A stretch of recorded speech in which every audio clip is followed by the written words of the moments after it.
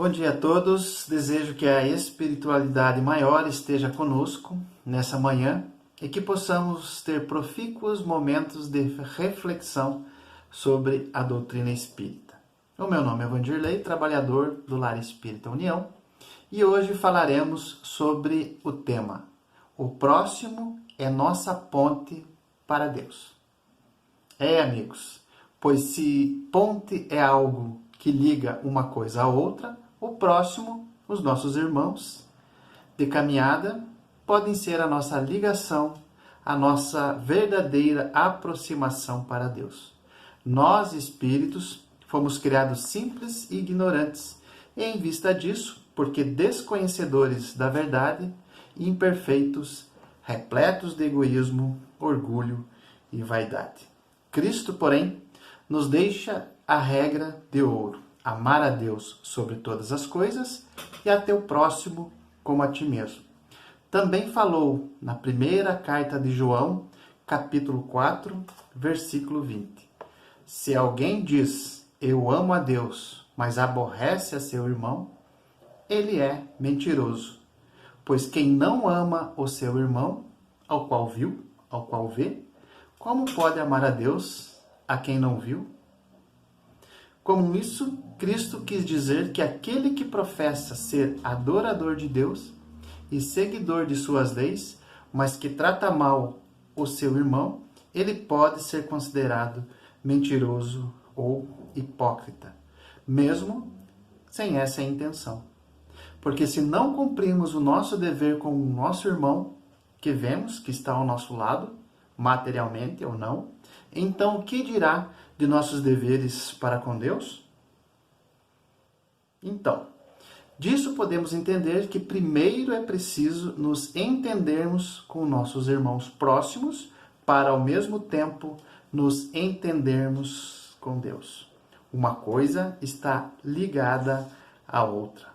O relacionamento com o próximo serve de ponte para Deus, porque é por esse meio que podemos exercitar a moral de Jesus, que se resume na caridade e na humildade. Como assim? Vocês podem estar me perguntando.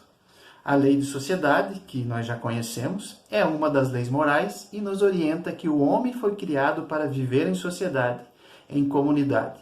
E por isso, Deus nos deu a palavra e todas as outras faculdades necessárias para a vida em relacionamentos. Todos devemos concorrer para o progresso, auxiliando-se mutuamente, pois o homem isolado não pode progredir, pois não possui sozinho todas as faculdades. E é por isso que nós vivemos em comunidade, casamos, cuidamos dos filhos, trabalhamos. Tudo é arranjado para que possamos nos exercitar uns com os outros, auxiliando um aos outros. Contudo, é também por meio do convívio na vida em conjunto que descortinamos, demonstramos nossas imperfeições que nos fazem sofrer moralmente. Ciúme, inveja, ganância, preguiça, ira e tantos outros. Ou seja, tudo que nos faz sofrer e nos torna infelizes e, em consequência, nos afasta de Deus e, portanto, nos fazem viver o nosso inferno pessoal. O egoísmo, o orgulho, a vaidade, eles afloram quando convivemos com outras pessoas. Por outro lado, é juntamente com nossos irmãos de convívio que nós podemos exercitar a base e resumo de toda a lei de Deus, que é a lei de justiça, amor e caridade, a qual consiste em cada um respeitar os direitos outorgados por Deus a nós todos. Vejam bem, direitos nos dados por Deus, não confundir com direitos que os homens criam por meio de leis civis imperfeitas, que, não poucas vezes, agridem as próprias leis de Deus. Devemos também, segundo a lei de justiça, amor e caridade, fazer aos outros todo o bem que estiver ao nosso alcance e que desejamos para nós, relevar as imperfeições alheias e perdoar aqueles que nos ofendem de alguma forma. A lei de caridade, então, ela inclui o chamado domar as más tendências, conforme prescreveu Kardec. E como eu domo minhas más tendências? Se observando, se sou avarento, tento ser pródigo. Se sou arrogante, tento ser humilde. Se sou impaciente, tento ser paciente, etc, etc, etc. Esses exemplos de como podemos domar nossas más tendências, nós podemos encontrar a todo momento, basta fazer um pouco de reflexão. Não há dúvida que procurar agir assim já são importantes meios para produzir um ambiente mais harmônico. Mas vejam, fazer isso, domar as más tendências simplesmente, pode dar a ideia de um cão raivoso segurando, mordendo o próprio rabo, na tentativa de conter os seus impulsos animais. Ele pode até conseguir impedir que ele mesmo morda alguém, mas seu ímpeto, seu instinto, o seu eu, continuará desejando morder ou atacar. E isso acontece conosco. Enquanto eu estiver apenas me domando, corrigindo meus comportamentos para ser bom, serei como um túmulo caiado ou um cão raivoso, pois pode não ter havido uma transformação verdadeira. Eu preciso entender, acreditar na verdade, tão bem espalhada por Cristo, para uma verdadeira mudança interior, pela qual eu não me exalto e também não preciso me controlar, como o cão raivoso que eu mencionei. O esforço de mudança comportamental, embora válido, é um esforço de fora para dentro, pois uma pessoa domada pode não ser uma pessoa transformada. O ambiente externo, ele pode produzir os estímulos, mas eles não são a causa das imperfeições, eles não são a causa das minhas dores ou dos meus erros. A causa dos meus males sou eu mesmo. A causa dos meus males está dentro de mim e se origina da maneira que interpreto, percebo o mundo.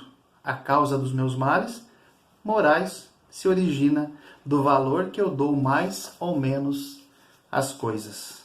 Por isso, a transformação moral, em busca da felicidade verdadeira, deve começar dentro do ser, de dentro para fora e de lá irradiar para o universo. Só um exemplo. Posso deixar de roubar alguém, mas posso ainda ser invejoso do bem que a outra pessoa possui. Assim, eu não agrido o meu irmão na propriedade dele. E isso é bom, é harmônico.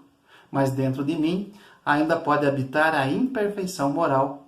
Portanto, novamente cito, como um túmulo caiado. E a propósito, acho que é por isso que Kardec disse: leis restritivas apenas mascaram vícios. Logo, leis restritivas que limitam as liberdades, elas não têm o condão de transformar as pessoas. Servem apenas para enjaular o tal cão raivoso, que eu falei agora há pouco. O qual, se o cão raivoso for liberto dessas leis, ele voltará a morder e a causar mal, porque o seu íntimo não foi transformado. Por trás dos vícios e paixões existe um ego exacerbado, um personalismo doentio, quando meus interesses pessoais extrapolam os meus direitos naturais e eu atento contra a justiça divina, contra a lei de Deus. Eu preciso, então, me autodescobrir, conhecer a mim mesmo, para fazer a mudança de dentro para fora, pela conscientização, conhecendo e meditando sobre nós em comparação com a verdade trazida por Cristo. E aos poucos dar lugar à parte de Deus que existe em mim, que o egoísmo tem impedido de se manifestar. Removido meu ego doentio, Deus se manifestará em humildade, tolerância, bondade e demais virtudes. Portanto, meus amigos, é importante conhecer a verdade primeiro, mas juntamente com o conhecimento de si mesmo, pois isso nos libertará e transformará a nossa moral. De tudo isso, eu pergunto novamente: Porque o próximo pode ser ou é a ponte para Deus? O próximo é nossa ponte para Deus, porque é por meio dos relacionamentos que vivemos que temos indicação de nossas imperfeições, de nossos vícios e paixões.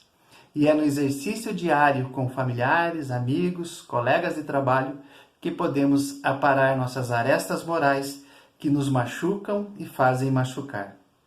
Primeiro, domando nossos ímpetos mais primitivos e depois e principalmente pela reflexão do conhecer a si mesmo. Pois a busca pelo porquê da minha dor, do porquê da minha raiva, da minha inveja, do meu ciúme, da minha ganância, me fará encontrar não um mundo perverso ao meu redor, mas o meu próprio eu doentio e egoístico, o qual impede a manifestação da parte divina que me coube na criação.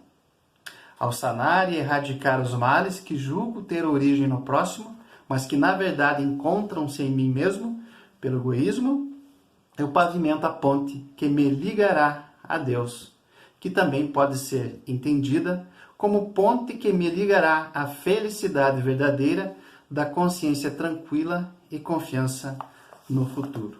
Por fim, meus amigos, de tudo isso refletido, ao observarmos alguém que nos cruza o caminho, façamos a pergunta à nossa consciência: o que devo transformar em mim para, por meio desse irmão, me aproximar de Deus? Fica essa questão. Paz e bem a todos e tenham um ótimo domingo.